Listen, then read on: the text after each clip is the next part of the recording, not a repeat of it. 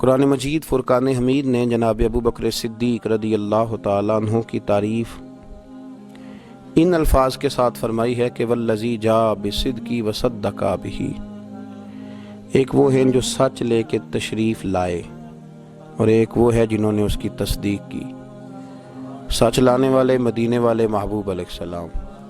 اور تصدیق کرنے والے حضرت ابو بکر صدیق رضی اللہ۔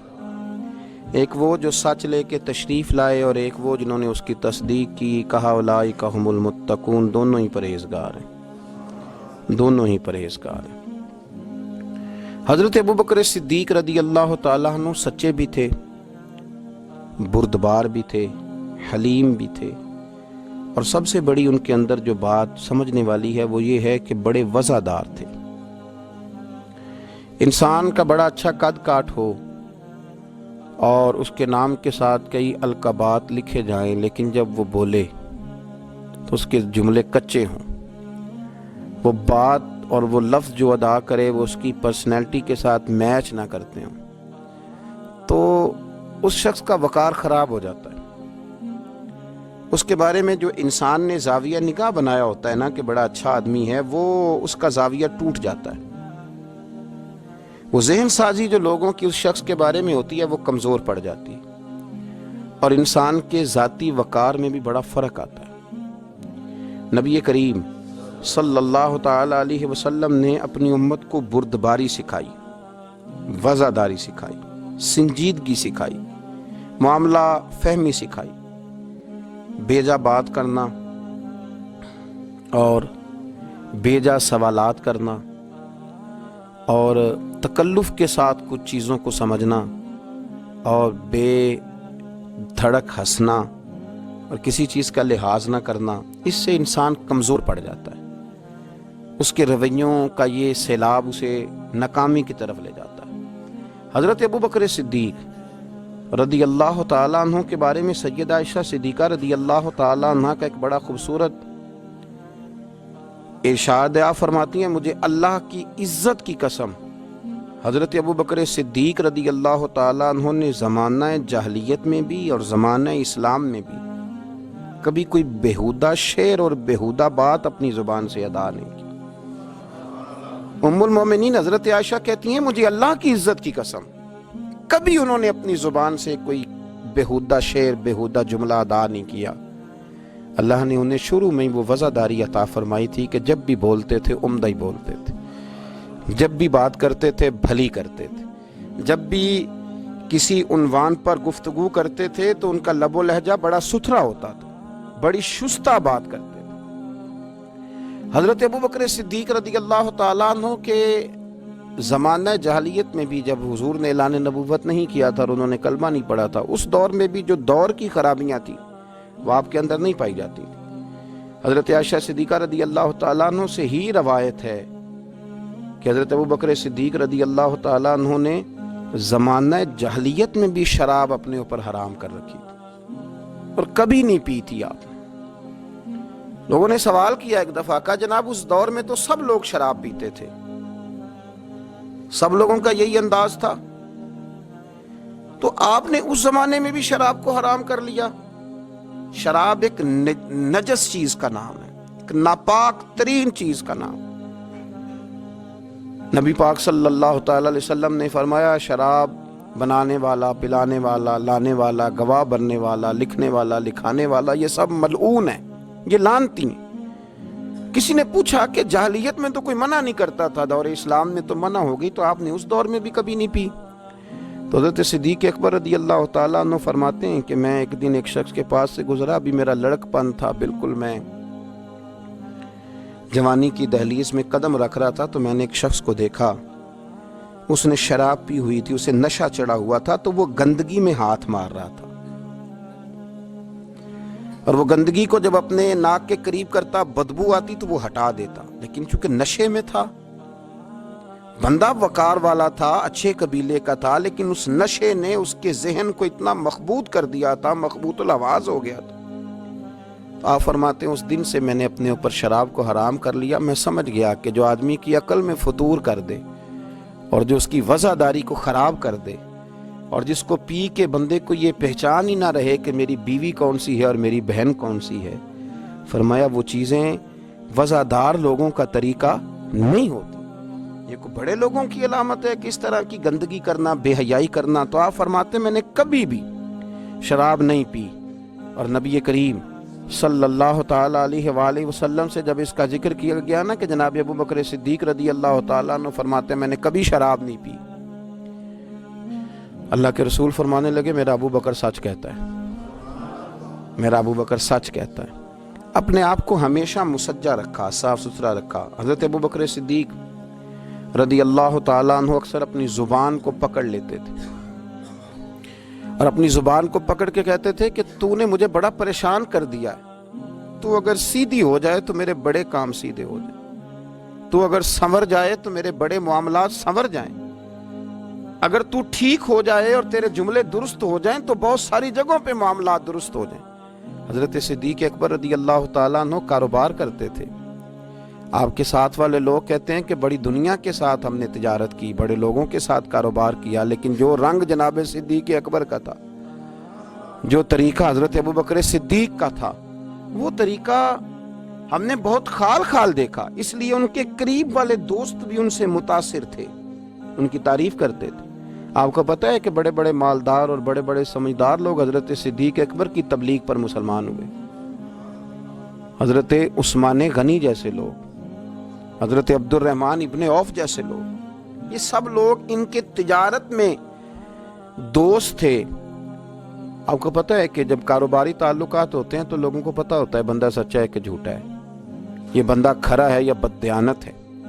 لیکن وہ اتنے وزاداری کے قائل تھے کہ جناب صدیق اکبر نے کلمہ پڑھ لیا تو وہ لوگ سوچنے پر مجبور ہو گئے کہ یار اتنا وزادار، اتنا سمجھدار، اتنا پروقار آدمی اگر کہیں جھک رہا ہے تو کوئی بات تو ہے نا، کوئی معاملہ تو ہے نا۔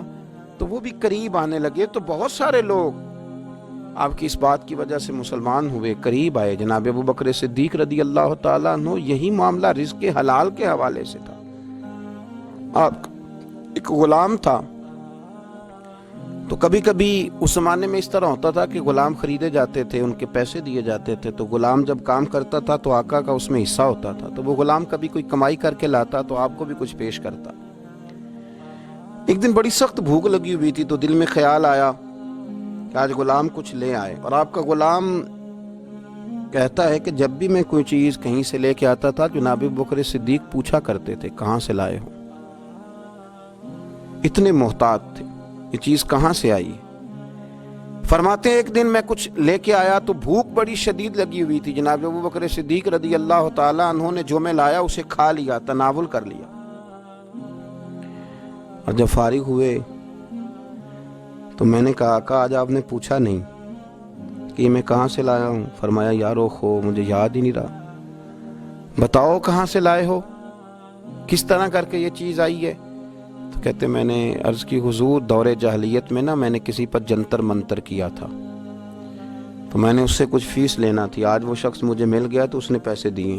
یہ میری محنت کی کمائی نہیں ہے، یہ تو میں اس ذریعے سے لے کر کے آیا ہوں۔ کہتے ہیں کہ حضرت ابو بکر صدیق تو پریشان ہو گئے، فوراً اپنے گلے میں انگلی ڈال کے تو کہہ کر دی، پھر استغفار پڑھنے لگے اور رونے لگے، کہنے لگے اللہ یہ میں نے جان بوجھ کر نہیں کیا، اللہ یہ مجھ سے بھول کر ہو گیا، مالک میں بھول گیا تھا۔ عزیز دوستو، نہ کبھی شراب پی، نہ کبھی لقمہ حرام کی طرف گئے، نہ کبھی کوئی بےہودہ لفظ اپنی زبان سے نکالا، نہ کبھی کسی شخص کو تکلیف دی۔ ان کے مزاج میں ٹھنڈک تھی، نرمی تھی، جو ان کے قریب آتا تھا وہ ان سے پیار کرنے لگ جاتا تھا، جو ان کے پاس بیٹھتا تھا ان کی بات توجہ سے سنتا تھا۔ انہوں نے کبھی بھی اپنے عمل سے، اپنے کردار سے، اپنے افکار سے کوئی سازش نہیں کی، گروہ بندی نہیں کی، کبھی کسی شخص کو ان سے تکلیف نہیں پہنچی۔ بس یوں سمجھ لیں کہ مدینے والے محبوب نے اس طرح تزکیہ فرمایا تھا کہ ظاہر سے لے کر باطن تک اللہ نے ہر شے میں روشنی عطا فرما دی تھی، ہر چیز میں روشنی تھی، ہر بات ان کی عمدہ تھی، ہر لفظ ان کا بھلا تھا، ہر چیز ان کی دھلی ہوئی نظر آتی،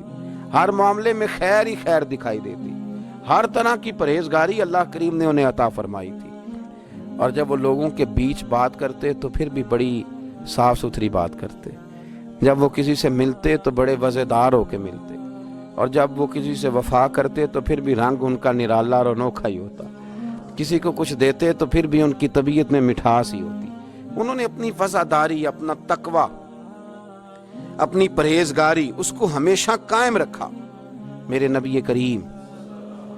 صلی اللہ تعالی علیہ وسلم نے اس بات کا ان لفظوں کے ساتھ تذکرہ فرمایا جب ایک شخص نے آ کے عرض کی حضور آپ سے ملنے آیا ہوں، دوبارہ آؤں تو فرمایا مجھ سے ملاقات نہ ہوئی تو میرے ابو بکر سے ضرور ہو جائے گی، اس سے ملنا۔ ایک شخص کو نا نبی پاک خرچہ دیتے تھے، ماہانہ اس کو حضور دیا کرتے تھے، تو رسول کریم صلی اللہ تعالی علیہ وسلم سے ایک دفعہ عرض کرنے لگا کہ یا رسول اللہ صلی اللہ تعالی علیہ وسلم، میں آپ سے پاتا ہوں تو میرے اوقات گزر اوقات ہوتی ہے۔ تو گویا اس کے سوال کا معنی یہ تھا کہ اگر آپ نے ظاہری پردہ کیا تو حضور نے فرمایا میں نہ ملا تو میرے بعد ابو بکر کے پاس آنا۔ یہ تعلقات نبھانا جانتے ہیں، ان کے اندر وفاداری ہے، یہ چیزوں کو سمجھتے ہیں، تم ان کے پاس آنا۔ اور پھر انہوں نے ان ساری چیزوں کو نبھایا، پھر پورا انہوں نے اس بات کو کامل کر کے دکھایا۔ حضرت ام ایمن رضی اللہ تعالیٰ عنہ فرماتی ہیں کہ رسول پاک علیہ السلام مجھ غریبنی کی ہمیشہ مدد کرتے تھے، حضور میرے پاس اکثر آیا کرتے تھے، مجھے نوازا کرتے تھے۔ آپ فرماتی ہیں کہ جب نبی پاک علیہ السلام نے وصال فرمایا تو میں بڑی پریشان ہو گئی، کون میرا خیال کرے گا، کون آئے گا، اور کون ہے جو اتنا وفادار ہے، اتنا سنجیدہ ہے، اتنا رسیلا ہے، اتنا میٹھا ہے کہ جو اتنی باریک باریک باتوں میں بھی اپنی وفاداری قائم رکھے گا۔ آپ فرماتے ہیں میں بڑی پریشان تھی اور رو رہی تھی، دروازے پہ دستک ہوئی، جب میں نے دروازہ کھولا تو ابو بکر صدیق بھی تھے، عمر فاروق بھی تھے۔ فرماتے ہیں کہ میں نے ان دونوں کو دیکھا کھڑے ہوئے، تو پھر میں نے پوچھا کیسے آئے ہو، تو کہتے ہیں ان کی آنکھوں میں بھی آنسو تھے اور میں بھی رو رہی تھی۔ تو عرض کرنے لگے کہ اماں جی آپ نے فکر نہیں کرنی۔ حضرت ابو بکر صدیق فرمانے لگے جب تک میں موجود ہوں میں حاضر ہوتا رہوں گا، آپ کو فکر کرنے کی کوئی ضرورت نہیں، جب تک میں ہوں۔ انہی ان کے اخلاق پر، انہی تعلیمات پر، یہی ان کی وفاداری تھی کہ جس پر میرے رسول پاک علیہ السلام نے فرمایا نماز میرے ابو بکر ہی پڑھائیں گے۔ حضور جب علیل ہوئے ظاہری طور پر تو فرمایا نماز ابو بکر صدیق پڑھ۔ اچھا مزے کی بات، لوگوں نے حضرت مولا علی شیر خدا سے سوال کیا تو حضرت علی کی جو باتیں ہوتی تھی وہ صرف علم نہیں ہوتا تھا، ساتھ حکمت اور دانائی بھی بڑی تگڑی ہوتی تھی۔ جب حضرت سیدنا علی المرتضیٰ شیر خدا کرم اللہ تعالی وجہہ الکریم سے یہ سوال پوچھا گیا نا کہ آپ نے حضرت ابو بکر صدیق کو کیوں خلیفہ بنایا، آپ نے حضور کی مسند پر انہیں کس طرح بٹھایا،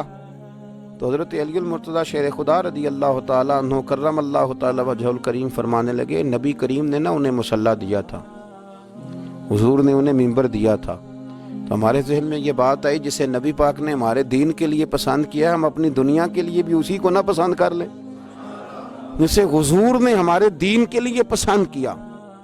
جس شخصیت کو، جس کی قابلیت کو، جس کی وفاداری کو نبی پاک علیہ الصلوۃ والسلام نے ہمارے دین کے لیے چنا، کیا ہم اپنے دنیاوی معاملات بھی انہی کے سپرد نہ کر دیں؟ اور فرماتے ہیں ہمیں امید ہے کہ وہ صحیح طریقے سے ان معاملات کو چلائیں گے۔ ہمارے ہاں یہ چیزیں اب ختم ہوتی چلی جا رہی ہیں، بہت زیادہ بولنے کا شوق، بغیر احتیاط کے ساتھ کھانے پینے کا شوق، اور لوگ کہتے ہیں جس طرح کی محفل ہوئی میں تو اسی طرح کا روپ دھار لیتا ہوں۔ نا نا نا نا، یہ مدینے والے محبوب کے غلاموں کا طریقہ نہیں۔ وہ مسجد میں بھی ہوتے ہیں تو نبی پاک کے غلام ہوتے ہیں، اور دکان پہ بھی ہوتے ہیں تو رسول اللہ کے غلام ہی ہوتے ہیں۔ ان کو روپ دھارنے کی ضرورت کیا، ان کا ایک ہی رنگ ہے اور وہ محمدی رنگ ہے، وہ ایک ہی رنگ ہے، اس رنگ کو انہیں بدلنے کی کوئی ضرورت کبھی بھی پیش